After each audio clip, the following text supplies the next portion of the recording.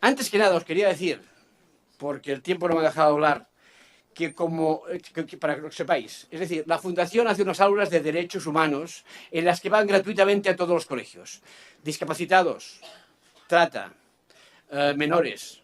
Este año, todos los colegios de abogados que quieran, de forma gratuita, tendrán un aula de derechos humanos, evidentemente, que tratará el tema de la vertiente del género para todos los letrados. Por tanto, esto que se pedía aquí, lo que se decía, lo ha previsto ya la Fundación y a partir de este año todos los colegios que queráis, evidentemente, de forma podréis tener...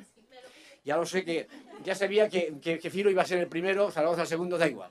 Esto lo vamos a hacer a través de Kiko porque hay de todas clases. Pero este año hemos introducido este hecho que es muy importante. Por tanto, eso que pedíais, la formación va a estar. Vamos aparte de la clausura que va a realizar la presidenta, como vicepresidente voy a hacer el último acto, por así decirlo, y yo hablaré 5, 6 o 7 minutos y evidentemente pasaré a la persona que es la persona más adecuada para concluir todo esto, y ya lo veréis cómo lo es, y que va a hablar sobre el pasado, presente y futuro del feminismo. Yo tendría que decir un par de cosas, y es que, en primer lugar, son ejemplos que quería deciros desde el pasado, y era, por ejemplo, y unas reflexiones también. Del pasado os quería decir, por ejemplo, que hay unas novelas que vosotros conoceréis, Cumbres borrascosas, Jane Eyre o Agnes Grey. No tiene nada que ver con Las sombras de Grey, no tiene nada que ver. Y que fueron firmadas por Alice Bell, Acton Bell y Currer Bell. Qué raro, ¿no? Porque si vosotros sin duda sabéis literatura, eran Charlotte, Emily y Anne Bronte. Pero tuvieron que hacer estas obras importantes y firmarlas como hombres. O, por ejemplo, en el siglo XIX, Emile Dickinson, el día que murió, encontraron 1800 poemas que no había publicado. Solo había publicado en vida 11, porque como mujer no podía publicarlos si no los había publicado con su nombre. O el Código de Napoleón que habló el expresidente, señor Zapatero, un código que ha seguido todas las legislaciones europeas, digamos latinas, por así decirlo, y que, entre otras cosas, consideraba que trataba, por ejemplo, del adulterio de la mujer diferente. Es decir, una mujer que era adúltera iba a la cárcel, el hombre solo pagaba una multa. El adulterio en la mujer siempre se considera adulterio, el del hombre solamente cuando ese adulterio se cometía en la cama o en el domicilio conyugal de la mujer. Había unas diferencias importantes. Todo esto se lo ha pasado. O, por ejemplo, cuando nos dice Eduardo Galeano, un libro que os aconsejo que se llama Mujeres, de Eduardo Galeano, autor uruguayo ya fallecido, pero genial, en el que explicaba que cuando había sido, después de la invasión soviética en Afganistán, había sido, por así decirlo, relator e interventor, cuando hablaba con uno de los jefes talibanes, decía que los comunistas habían hecho lo peor, habían deshonrado a todas sus mujeres, porque las habían enseñado a leer y a escribir. Esto es el pasado. Y no querría en este foro, que todos somos amigos y conocidos, o lo tendríamos que ser, hacer un homenaje a una persona cercana. Todos tenemos nuestras abuelas y nuestros abuelos, que son a los que queremos. Sin ellos, sin ellas, seríamos realmente quizás menos importantes. Tanto los abuelos como las abuelas. Pues quiero hacer un homenaje a mi abuela. A una de mis abuelas. A las dos tendría que hacerlo, evidentemente. Pero mi abuela paterna, perdón, os explicaré por qué le hago ese homenaje. Y lo entenderéis perfectamente.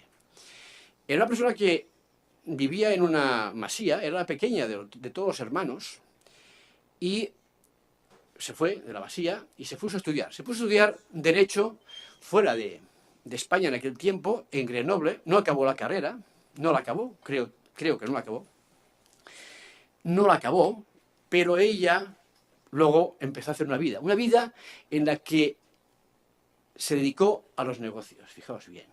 a los negocios. Aparte, pero yo me acuerdo de ella porque trabajando en cosas como en laboratorios, en cosas como en arte, trabajando como mecenas, trabajando en canteras, o trabajando en cosas de bordados, ella al mismo tiempo cuando llegaba a casa se dedicaba a todas las tareas domésticas. Pero por lo que quería deciros es porque fue la primera mujer que a los 50 o 60 años se sacó el carnet de primera para demostrar que todas las mujeres podían conducir camiones. Ella no condujo un camión en su vida, pero se sacó el carnet de primera para demostrar que las mujeres podían conducir camiones. Esto salió en lecturas de la época, en lecturas o en el Lola de la época, y os lo digo porque, bueno, pues fue una mujer que luchó por esto. Y por eso quiero decirle mi homenaje sin dejar de homenajear a todas las abuelas, a todas, que seguro que han luchado mucho por esta igualdad porque han sido las primeras, en fin, personas que han sufrido muchas cosas. Gracias, gracias. Gracias. ¿Eh? Magdalena Juanola. Magdalena Juanola. Luego compró, además luego lo compró a su hermano mayor, el heredero le compró la casa de la que no tenía derecho porque era la última de las hermanas, pero luego ella compró la casa y tal. Bien, en fin, por tanto ella me ha dado esa parte de riqueza, no material, sino la riqueza quizás de poder entender la necesidad de esta igualdad y de esta paridad que existe. Pero en fin, esto es el pasado, y el pasado sigue ahí, evidentemente, y del pasado nos hablará ella, y del presente, y del futuro, que esto es lo importante, porque el presente es ahora, pero el futuro es dentro de un minuto. Y esto ya es también otra de las cuestiones básicas. ¿Y quién nos va a hablar? Bueno, pues, nos va a hablar Cristina Sánchez Muñoz, aquí la tenemos a mi izquierda. Profesora titular de Filosofía del Derecho de la Universidad Autónoma de Madrid. Ha sido directora del Máster de Estudios Interdisciplinarios de Género del 2018 al 2013. Y en la actualidad es también directora del Instituto Universitario de Estudios de la Mujer. Forma parte de la Comisión Académica de la Cátedra UNESCO, Políticas de Género e Igualdad entre Mujeres y Hombres, del Instituto de la Universidad Autónoma de Madrid. En su trayectoria académica ha desarrollado 2 líneas de investigación. El estudio del pensamiento de la filósofa Hannah Arendt y la teoría feminista contemporánea. Por esto, ¿qué mejor que ella para acabar este panel, este congreso, a los que de paso ya me permitís que felicite a toda esta gente tan entusiasta y tan maravillosa que están aquí trabajando y luchando por esta igualdad. Entonces, te dejo la palabra a ti para que, en fin, nos deleites con tus reflexiones y pensamientos. Bueno, pues muchísimas gracias, Carles. Muchísimas gracias a la Fundación. A ver, ahora sí. Aunque yo creo que de todas maneras, como somos pocos y yo tengo una clase de 200 estudiantes y estoy acostumbrada también a hablar pues con mucha gente delante, ¿no? Igual el micrófono pues tampoco es tan importante. Bueno, para mí es un honor, de verdad que es un honor estar aquí con vosotras, con vosotros, compartiendo este espacio. Yo me dedico al mundo académico, soy también licenciada en Derecho, licenciada en Filosofía, pero no he ejercido nunca la profesión, aunque obviamente como jurista sí que sigo muy de cerca pues todas las cuestiones y todos los avances. Yo creo que esta relación de colaboración entre universidad y la abogacía es básica, es fundamental. Solo voy a poner aquí ahora, antes de comenzar a hablar de mi tema, algo que es que si no lo digo, yo creo que exploto. De las 64 másteres de la abogacía profesionalizantes que tenemos en España, solo 4 tienen una asignatura optativa sobre violencia de género. 62 másteres y solo 4. Yo creo que tenemos que hacer algo, pero algo conjuntamente, porque si no sabemos que las dificultades corporativas son muy grandes y desde luego esto tiene que cambiar por muchísimas razones, sobre todo por una razón de justicia y de igualdad. Bueno, dicho esto, a mí me congratula especialmente empezar a hablar después de la magnífica presentación que nos ha hecho María de la guía, de ese trabajo fantástico. Me ha encantado ver en la guía esas referencias que también han sido mis maestras. Yo investigué con Amelia Valcárcel, con Marcela Lagarde, con Celia Morós, fundamentalmente también. Entonces, bueno, son mis maestras. Newton decía que él desarrolló su teoría porque se puso a hombros de gigantes, de sus gigantes de la teoría que le predecía, ¿no? Pues para mí yo también he aprendido a hombros de gigantas, y mis gigantas han sido estas intelectuales, estas académicas tan brillantes y que desde luego han desarrollado el feminismo en España de una manera pues bueno, que hoy en día es absolutamente conocido. ¿Por qué empezar a hablar del pasado? ¿Por qué empezar a hablar de nuestro pasado y no centrarnos en nuestro presente? Esto me lo preguntan muchas veces mis estudiantes. Bueno, pues porque para el feminismo, para nosotras, es fundamental la cuestión de las genealogías, porque no somos huérfanas, no venimos de antes de ayer, tenemos un largo pasado y un largo legado que se ha ido transmitiendo. Somos eslabones de una larga cadena que está antes que nosotras. Una cadena que a veces tiene preguntas persistentes. Yo no diría eternas, porque no creo en las preguntas eternas, pero sí en las preguntas persistentes que siguen modulándose, remodulándose de alguna manera parecida. ¿Dónde comenzaría este pasado nuestro, esta genealogía? Bueno, esto se ha estudiado ya muchas veces en ese feminismo ilustrado, finales del 18, el debate ilustrado. Pero a mí, como profesora de filosofía del derecho, lo que me interesa resaltar, y así lo he escrito, es cómo ese debate ilustrado a finales del 18 pone ya sobre la mesa la cuestión que para mí es fundamental, la de la ciudadanía. Y a la luz de la ciudadanía, ¿no?, o al hilo de la ciudadanía, entonces también nos aparecen cuestiones como el poder político, los derechos, obviamente, la distinción público-privado y algo fundamental que seguimos hasta hoy, como bien ha reflejado la guía, la naturalización de la desigualdad por medio de estereotipos, por medios de mitos. La tarea, entonces, de investigación feminista, en gran medida, ha seguido como un doble enfoque. Por un lado, una tarea de construcción, es decir, de construcción de un conocimiento heredado en el cual se ha hurtado la aparición de las mujeres. Se ha hurtado la presencia de las mujeres como objetos y como sujetos del conocimiento académico. En la gran mayoría de los libros, pues bueno, yo recuerdo manuales de derechos humanos, por ejemplo,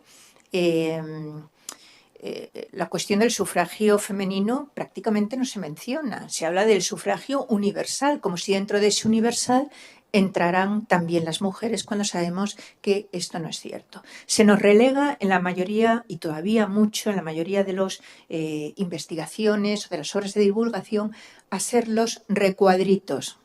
Somos los recuadritos en el que pone, bueno, en el caso de las mujeres, el sufragio femenino se alcanzó después de la Segunda Guerra Mundial, fundamentalmente en Europa, ¿no?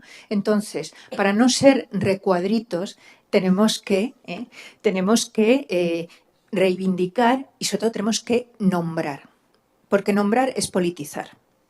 Y tenemos que nombrar nuestra historia y tenemos que ser muy conscientes de esas genealogías que nos preceden. En el siglo, finales del siglo XVIII, como digo, comienza ahí ese debate ilustrado acerca de la ciudadanía.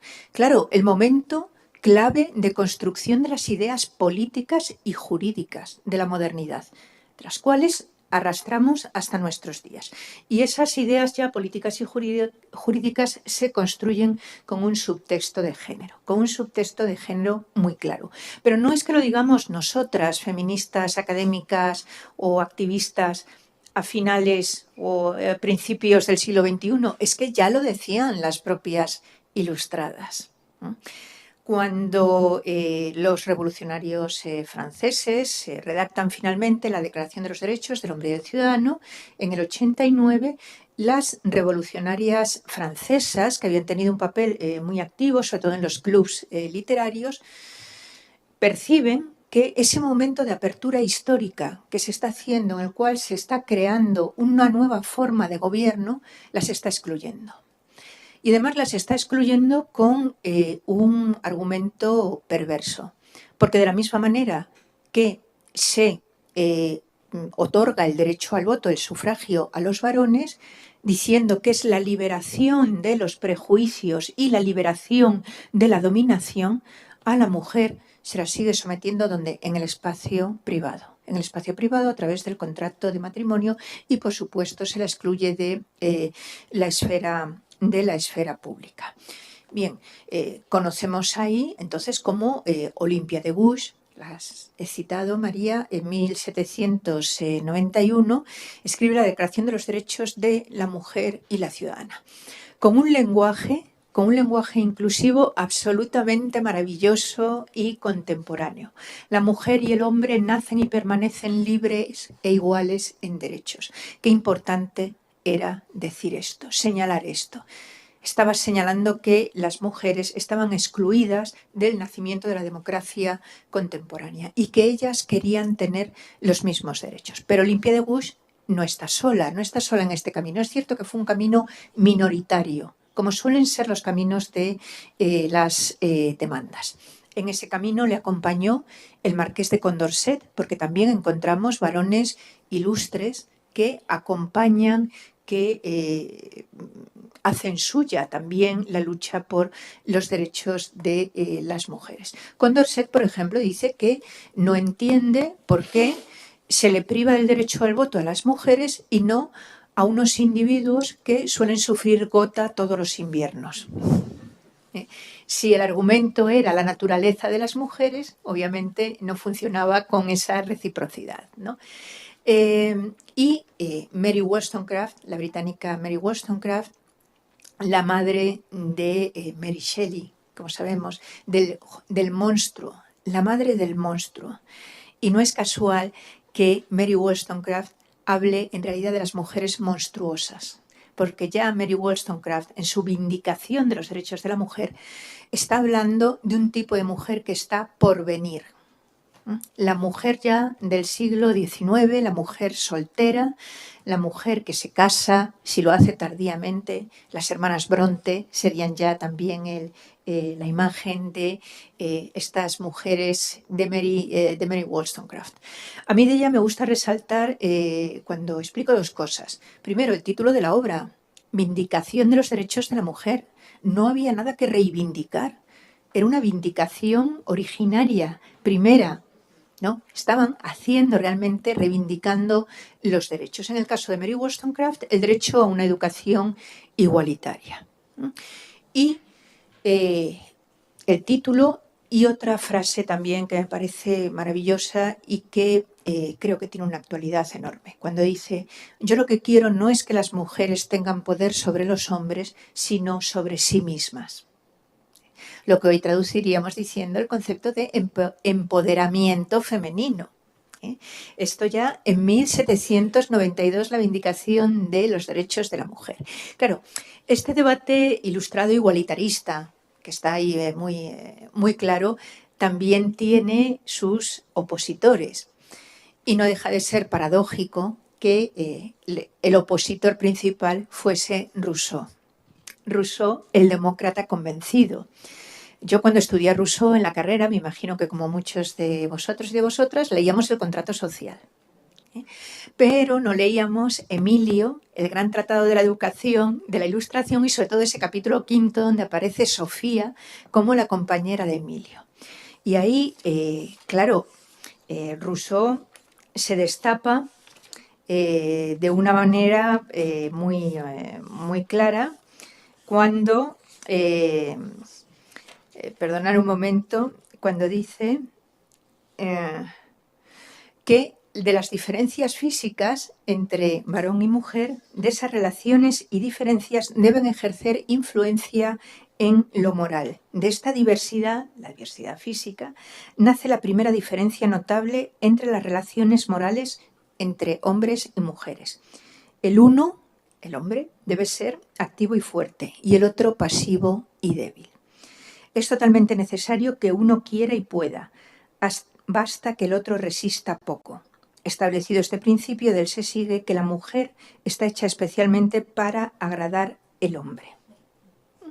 Y bueno, todo el capítulo tiene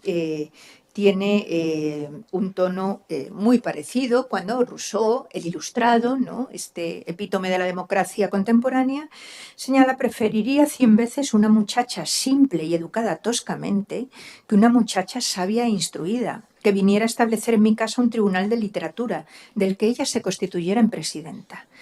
Una marisabidilla es el azote de sus maridos.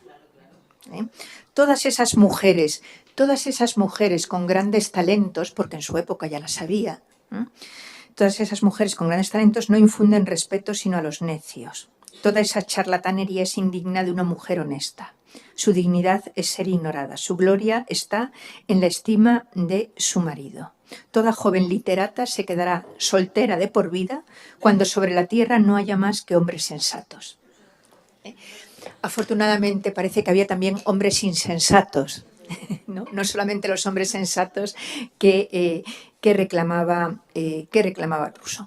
Pero más allá de la anécdota, que no creo que sea, porque lo que nos demuestra es que Rousseau era demócrata con los varones y naturalista con las mujeres. Es decir, no es una contradicción en su obra, no. Rousseau es muy coherente con lo que está planteando. Lo que nos está señalando Rousseau es que la desigualdad tiene un fundamento natural. Tiene un fundamento natural y eso debe trasladarse a lo jurídico y eso debe trasladarse a lo político.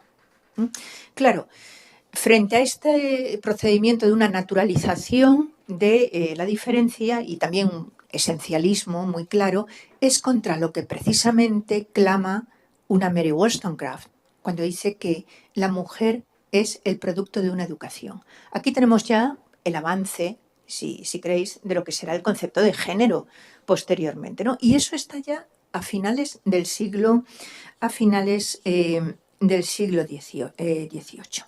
Por consiguiente, yo resaltaría que una parte importante del feminismo, del debate feminista, ¿no?, ya sea en el siglo XVIII o posteriormente, son los efectos reflexivos que tiene. Unos efectos reflexivos que se mantienen hasta nuestros días, tanto en una resignificación de conceptos que creíamos asentados: ciudadano, privado, público, derechos, tantos conceptos, como una práctica política en términos de vindicación de derechos. Es decir, desde sus comienzos ilustrados, el feminismo se mueve en esta doble vertiente, en una explicación teórica, si queréis, y una demanda de derechos desde las asambleas legislativas, desde a pie de calle. Esto se ve ya muy claramente en el siguiente momento de esa larga cadena de feminismo, que es el sufragismo, ¿no? El sufragismo en los Estados Unidos fundamentalmente y luego en Gran Bretaña. Un movimiento que se inaugura con la declaración de Seneca Falls, el mismo año que se escribe el Manifiesto Comunista. Es decir, los dos grandes escritos que abren los dos grandes movimientos sociales del siglo XIX y buena parte del XX, hasta el punto que cuando ya Simone de Beauvoir en el 49 escribe El segundo sexo, señala y dice textualmente: las hogueras del sufragismo se acaban de apagar. Es decir, el legado del sufragismo. También en esta idea de la transmisión de los legados, ¿no? Ese sufragismo es un sufragismo de corte liberal, da lugar estaríamos en el terreno de un feminismo liberal, ¿no? Pero al mismo tiempo también en el siglo XIX se va fraguando un feminismo de inspiración socialista, de inspiración marxista. ¿Qué temáticas aparecen entonces ahí? Desde el feminismo liberal, la agenda La agenda entonces es derecho al voto, obviamente, en el sufragismo esto ya estaba, en el feminismo ilustrado, derecho al voto, derecho a la educación y también el derecho al trabajo. Es decir, esto está finales del 18. En el sufragismo se siguen reivindicando, aquí sí que había una reivindicación porque ya se había planteado y no se había conseguido. De nuevo, derecho al voto, derecho a la educación y derecho al trabajo. El feminismo de inspiración marxista, bajo quizás ese lema de queremos pan, pero también rosas, de la misma manera que antes nos has dicho, María, somos la mitad del cielo, o sea, ese componente utópico que siempre también ha estado presente. Bueno, pues conjugar el pan y las rosas, conjugar el que las mujeres pudieran formar su propio sindicato, conjugar también la formación de la primera internacional socialista de mujeres. Lo que se plantean es preguntas como ¿qué es una mujer trabajadora? ¿Puede ser una mujer una trabajadora? ¿Qué circunstancias tiene? ¿Necesita algún tipo de protección especial del Estado? ¿Qué tipos de derechos? Curiosamente, sabemos que el reconocimiento de los derechos de ciudadanía se da en primer lugar a través del papel de las mujeres como madres. Es decir, a través de un reconocimiento social de la maternidad. No porque sean sujetos políticos, sino porque son madres. Y en este feminismo de corte liberal tendremos la figura también, entre otras muchas, de John Stuart Mill y Harriet Taylor. John Stuart Mill, el gran padre del liberalismo filosófico, que también estudiamos en la Facultad de Derecho, pero no estudiamos, curiosamente, la obra La subordinación de las mujeres, que él consideraba su obra principal, más que sobre la libertad, porque decía que ahí estaba aplicando los principios sobre la libertad. Bueno, lo que señala Stuart Mill en ese caso es algo que podríamos firmar hoy en día y que también ha aparecido en la guía, y es que incorporar los talentos de las mujeres supone incorporar a la mitad de la humanidad y, por tanto, el progreso hacia mejor. La sociedad, dice, en ese momento del liberalismo económico, no puede prescindir de la mitad de los talentos de la humanidad. O sea, esto es una rémora, ¿no? En ese sentido. Y en el siglo XX, el feminismo de la segunda ola, que ya hablamos ahí de feminismos en plural porque hay distintas variantes. El feminismo liberal, que sigue en Estados Unidos, un feminismo muy pendiente de las demandas legales, de conseguir, por ejemplo, las demandas legales de la mano de Betty Friedan y su organización NOW, demandas contra Sears, demanda contra las grandes compañías también aerolíneas para que admitieran azafatas no sé si era de más de 35 años, es decir, que no hubiera ese límite de edad, y es el momento, los años 60-70, de las grandes demandas. Un feminismo también, de nuevo, socialista marxista, donde uno de los problemas ahí que se plantea es la distinción entre trabajo productivo y trabajo reproductivo, ¿no? Y la cuestión también del salario para el ama de casa. Es un debate del año 70 en Gran Bretaña que está muy instalado.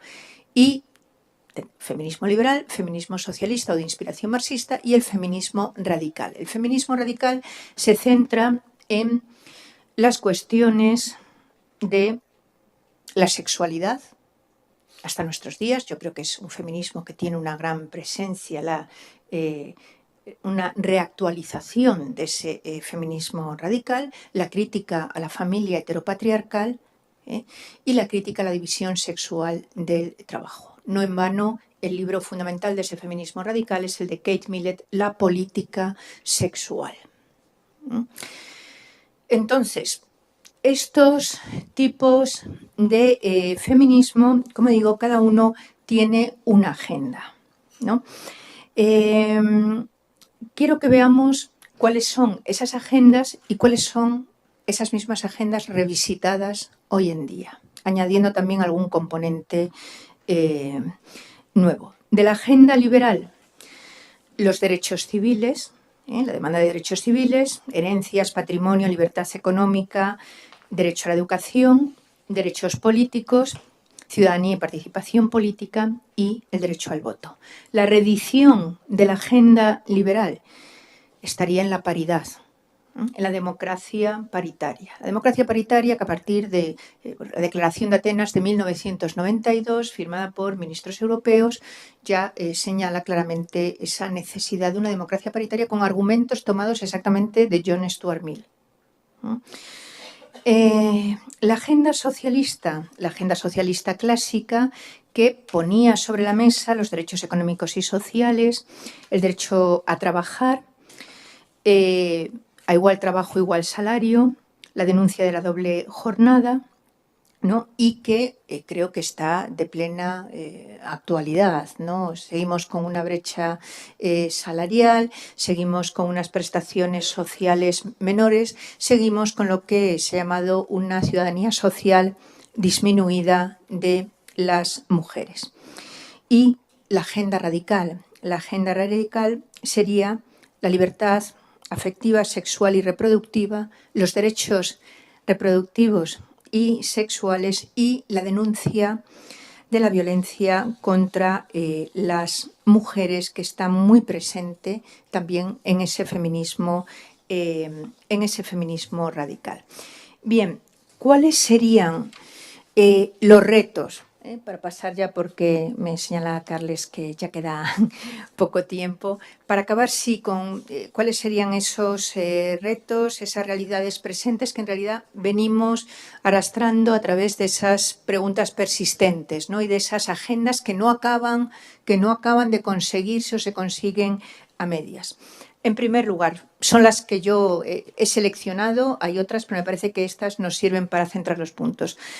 El desarrollo sostenible, la Agenda 2030. Como sabéis, en la Agenda 2030, en su punto quinto, señala lograr la igualdad entre los géneros y empoderar a todas las mujeres y las niñas. Pero bien, si vemos la Agenda 2030, este punto quinto, no es muy distinto de la suma de la Agenda liberal, la Agenda socialista y la Agenda radical, lo cual puede ser un poco pesimista, ¿no? Desde esta perspectiva de una genealogía. Las metas y objetivos: poner fin a todas las formas de discriminación, eliminar todas las formas de violencia, reconocer y valorar los cuidados y el trabajo doméstico y asegurar la participación plena y efectiva de las mujeres y la igualdad de oportunidades. Bueno, Naciones Unidas tiene el lema por un mundo 50-50. Un segundo punto sería incorporar los cuidados. Incorporar los cuidados significa también, creo, necesariamente una revisión de las masculinidades. Es decir, no nos toca únicamente a nosotras esa revisión de los cuidados. Estos cuidados que, como ha trabajado la economía feminista, ha dado lugar a cadenas transnacionales de cuidados, a desplazamientos de los cuidados de mujeres del sur que cuidan a la situación en el hogar, en la casa de las mujeres del norte. Lo que significa que los hombres no se incorporan, sino que desplazamos o sustituimos unas mujeres por otras, pero no la incorporación de los varones al cuidado. En tercer lugar, paz y seguridad desde la perspectiva de género. En la actualidad hay cerca de 300 conflictos abiertos. La República Democrática del Congo, ya 20 años de conflicto con consecuencias terribles para las mujeres y las niñas. ¿Se ha avanzado internacionalmente? Sí, claro que sí. La resolución 1325 es una de las señas de identidad de ese feminismo en las relaciones internacionales y que ha sido posible gracias al activismo también feminista internacional. Y, por último, las violencias políticas contra las mujeres y las niñas, las violencias masivas contra mujeres y niñas. La violación como arma de guerra, que también se puso de manifiesto, muy especialmente desde la guerra de la ex Yugoslavia y como dato positivo, la creación de la Relatoría Especial de Naciones Unidas contra la violencia sexual. Estos 4 puntos creo que nos ponen sobre la pista también de otro feminismo que es heredero de todos estos. No es que sea un feminismo distinto, que es el feminismo transnacional.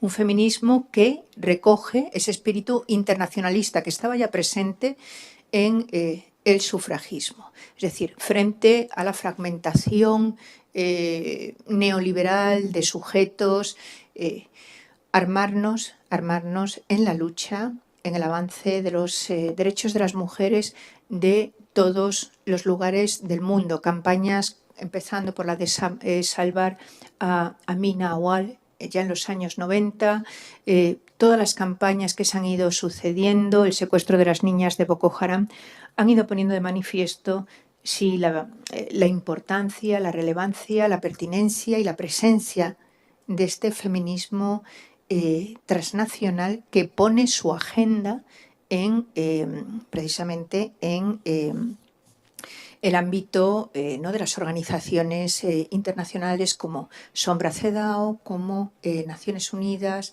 y como los distintos comités.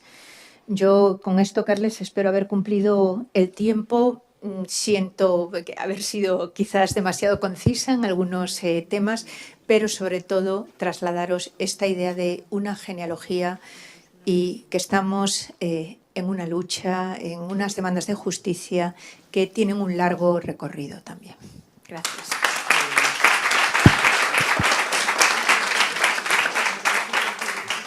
Has cumplido el tiempo y además lamentamos que cuestiones de agenda y cuestiones de tiempo justamente no te podamos escuchar más porque nos parece magnífico todo lo que has dicho, lo que podrías decir básicamente. Quizá tenemos tiempo para dos preguntas, pero para dos, porque por cuestiones de agenda he de acabar a las 14 horas. Y solo quería decir una pequeña cosa, que no sé, como he estado en la anterior, no he tenido que estar en la anterior conferencia de María, sobre Olimpia de Gouges, no sé si sabéis que dijo, a lo mejor se ha dicho cuando subió al patíbulo, sí, que no, si las mujeres pudieran subir a la guillotina, ¿por qué no pudieran estar en las tribunas públicas?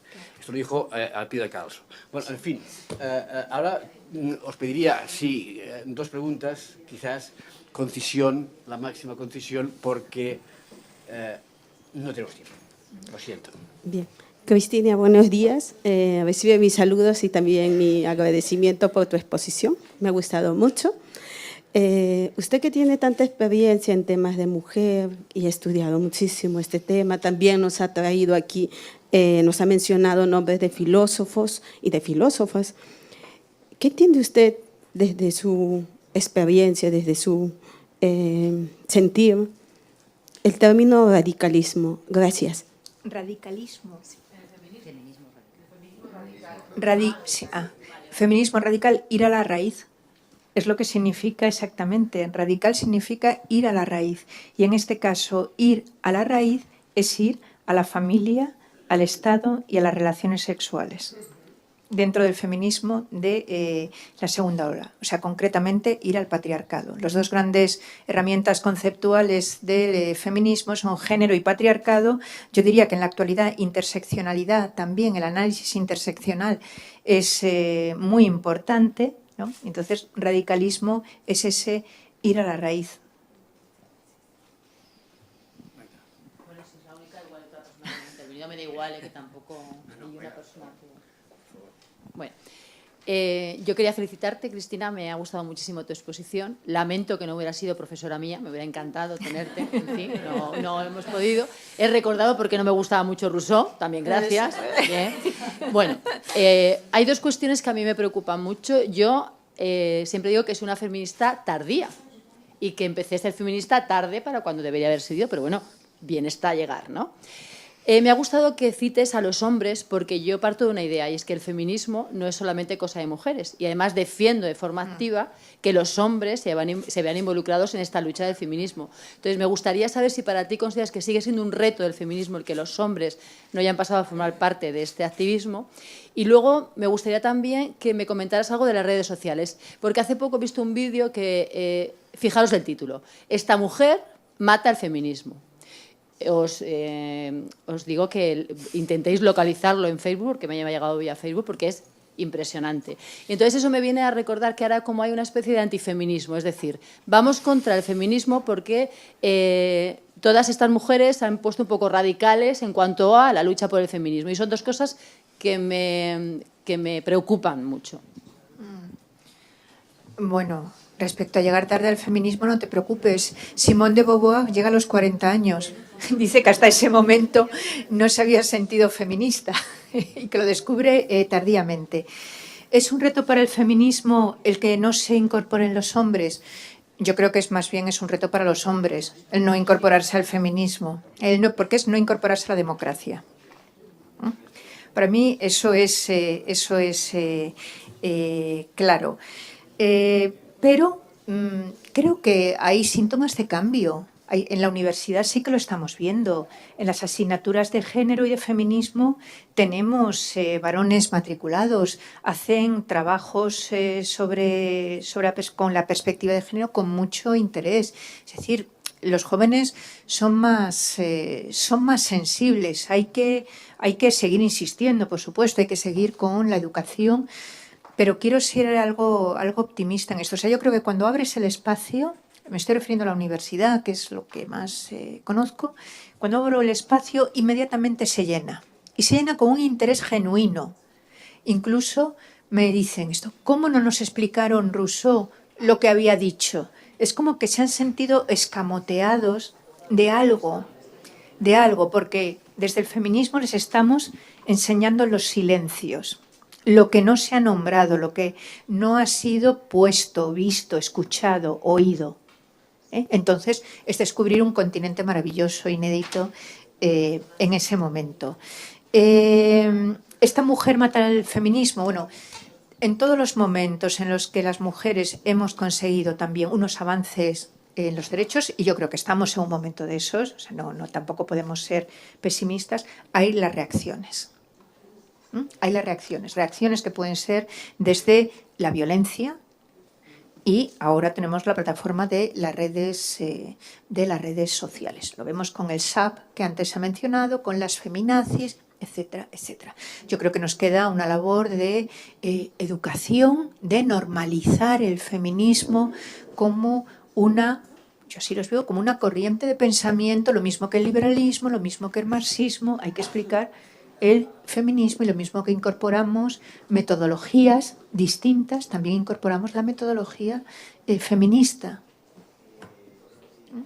Muy bien, pues gracias. De todas maneras, aunque no haya dado clase, no le has podido dar clase, creo que haces másters, que nos podemos apuntar todos.